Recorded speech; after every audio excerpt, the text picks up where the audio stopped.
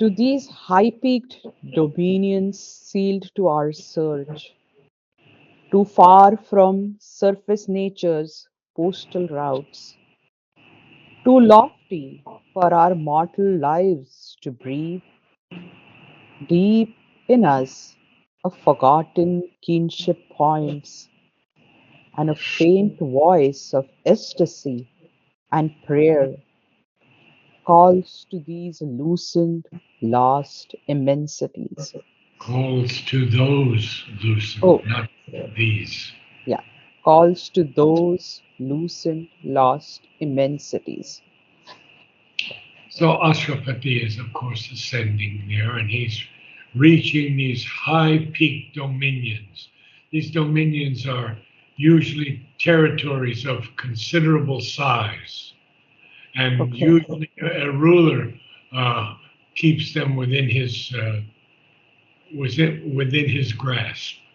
Mm-hmm. So these high peak dominions are actually sealed to our search, but not to Ashwapati. Okay.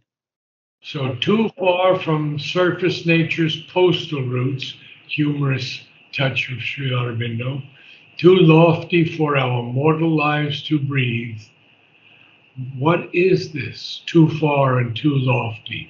It's a forgotten kinship. Kinship is oneness, unity with others. Mm-hmm. Unity, kin is family, huh? Yes. This forgotten kinship points, and what else happens?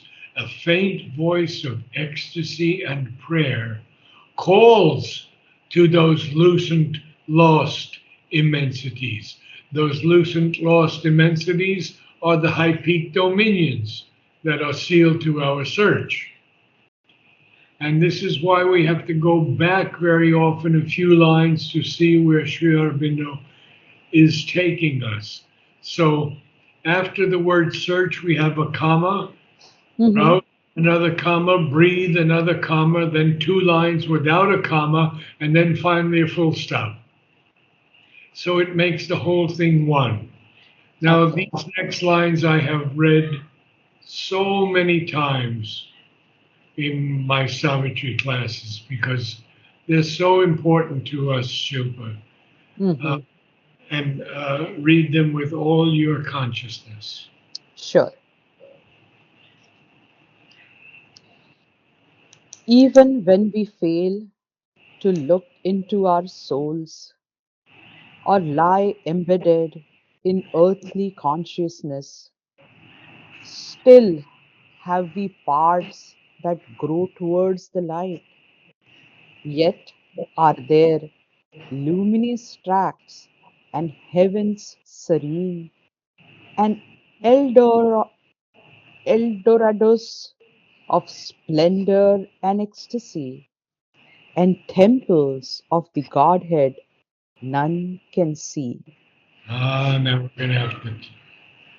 gonna have to get tough on you Oh, sorry. because it's temples to the Godhead. Okay. They're I not temples of the stum Godhead. yeah, I stumbled on that first word and Eldorados, and that sort of distracted me a little bit. But All right, uh, we'll go through it all, but this is very, very important, okay. extremely important, Hmm. because Sri Aurobindo tells us so beautifully, even when we fail to look into our souls or lie embedded. Now, we've heard that word embedded so many times recently, and Hmm. this person or this group was embedded here or there, Hmm. or lie embedded in earthly consciousness. Still have we parts that grow towards the light. He gives us such hope, such promise. Yep. Yet, and you said luminous, I think, but it's luminous, Oh, luminous. luminous. Okay. Yet are there luminous tracts and heaven serene. Serene heavens are there also. And Eldorados. And Eldorado is used to be a place that exists only in imagination or Oh, in fictional or religious writings. Okay. Um, but El Dorado in Spanish means the golden one. Okay. Interesting term. And it's Mm-hmm. an imaginary place of great wealth and opportunity. Okay. And many of the explorers tried to find that place, but Mm-hmm. they say it's a mythical place, but not for Sri Aurobindo. Mm. There are El Dorados, but they're not El Dorados of gold, but Mm. of splendor and ecstasy. And in addition to that, there are temples to the Godhead That's none can see. okay. And now he continues this beautiful, beautiful passage. Okay. This was an eye opener, but thank you so much. Yes, yes. Yeah. A shapeless memory lingers in us still, and sometimes, when our sight is turned within, Earth's ignorant veil is lifted from our eyes. There is a short, miraculous escape. Miraculous, miraculous. Miraculous. Okay. Miraculous. Yes. Okay. So, what is Sri Aurobindo telling us here? He says a shapeless memory is still lingering in us. Hmm. Very interesting, very interesting. It's lingering in us, the shapeless memory. And what is that shapeless memory? He's going to tell us about that.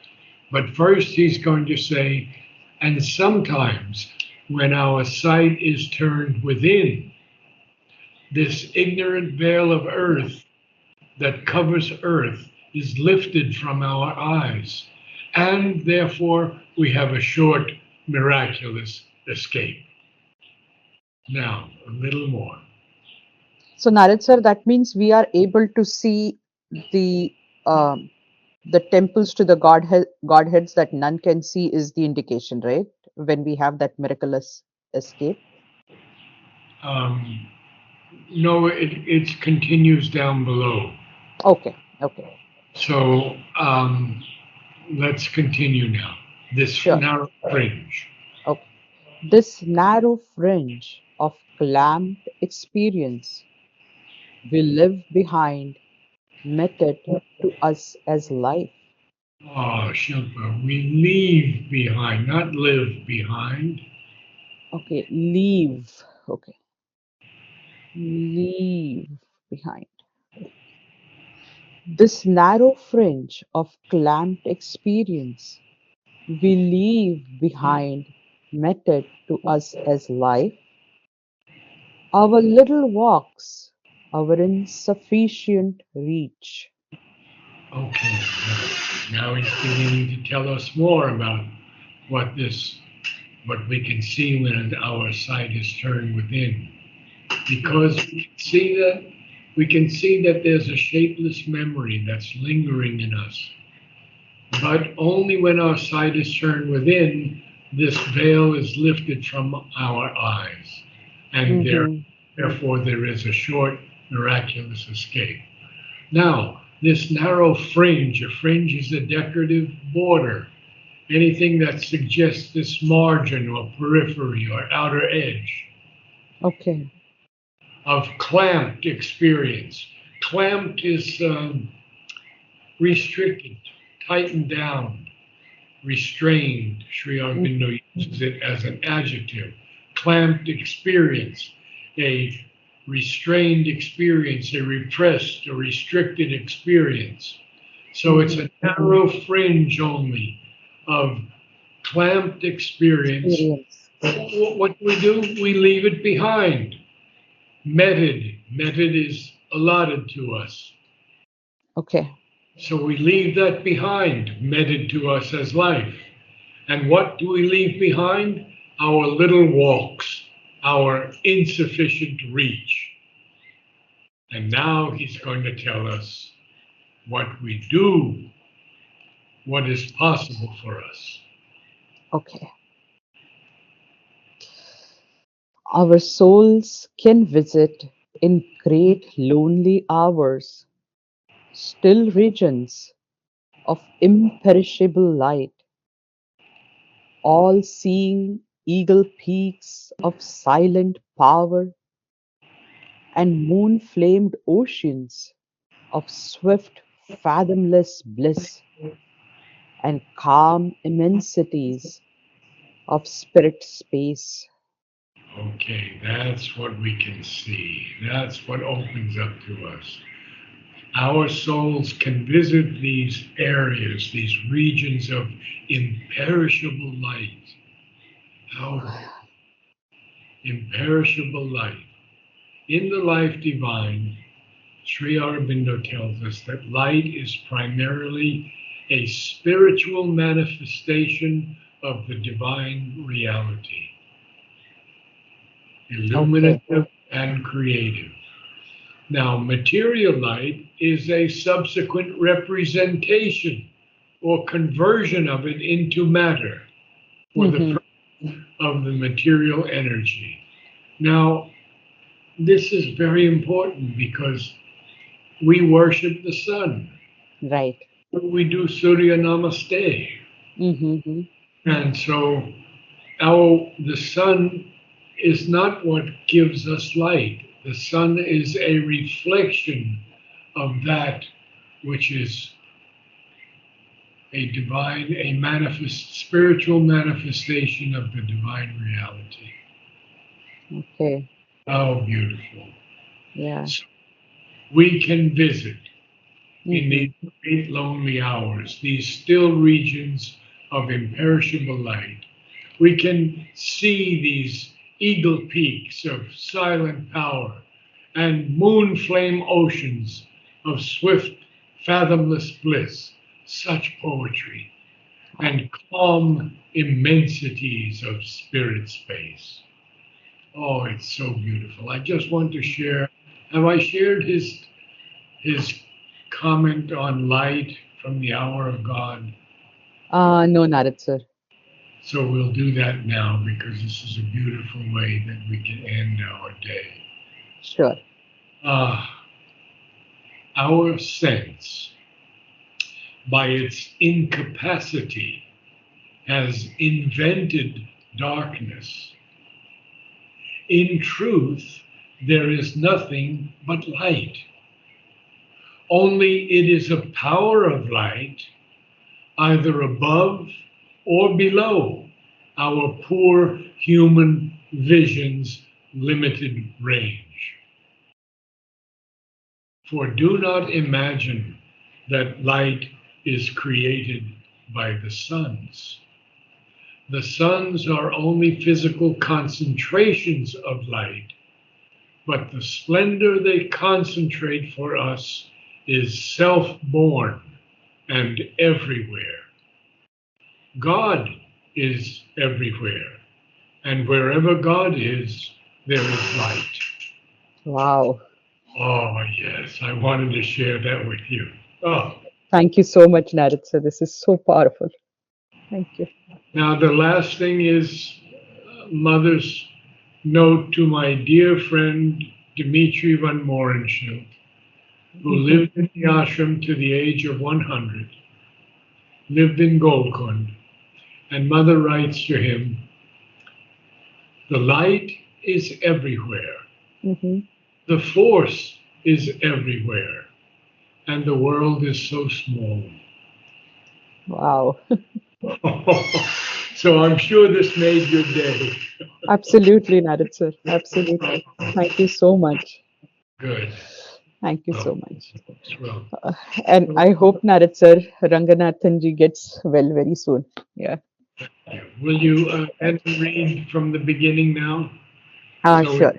conclude that because it is such a magnificent passage that we've just gone through. Absolutely. Yes. Okay. To these high peaked dominions sealed to our search, too far from surface nature's postal routes, too lofty for our mortal lives to breathe, deep in us a forgotten kinship points and a faint voice of ecstasy and prayer calls to those loosened, lost immensities. Even when we fail to look into our souls or lie embedded in earthly consciousness, still have we parts that grow towards the light. Yet are these luminous tracks, No, yet are there. oh sorry, yet are there luminous tracts and heavens serene and Eldorados of splendor and ecstasy, and temples to the Godhead none can see. A shapeless memory lingers in us still, and sometimes, when our sight is turned within, earth's ignorant veil is lifted from our eyes. There is a short, miraculous escape, this narrow fringe of clamped experience we leave behind, netted to us as life. Our little walks are insufficient reach. Our souls can visit in great lonely hours still regions of imperishable light, all seeing eagle peaks of silent power and moon flamed oceans of swift, fathomless bliss and calm immensities of spirit space. Good. Now I apologize for sometimes correcting you a little strongly, but No, Narad sir, because of that, I am where I am today. anyway, No, no, please, no. please forgive me. No, no, no. You please do whatever you have to, otherwise, I won't be able to come up to speed. And I truly appreciate. I mean, I use everything that you tell me from the accent in my professional life, and that has been helping me a lot. So, Oh, thank you oh, for being there. you're welcome. Namaste. Namaste, Narad sir. Have my next now. Sure. Thank you. Bye. Bye.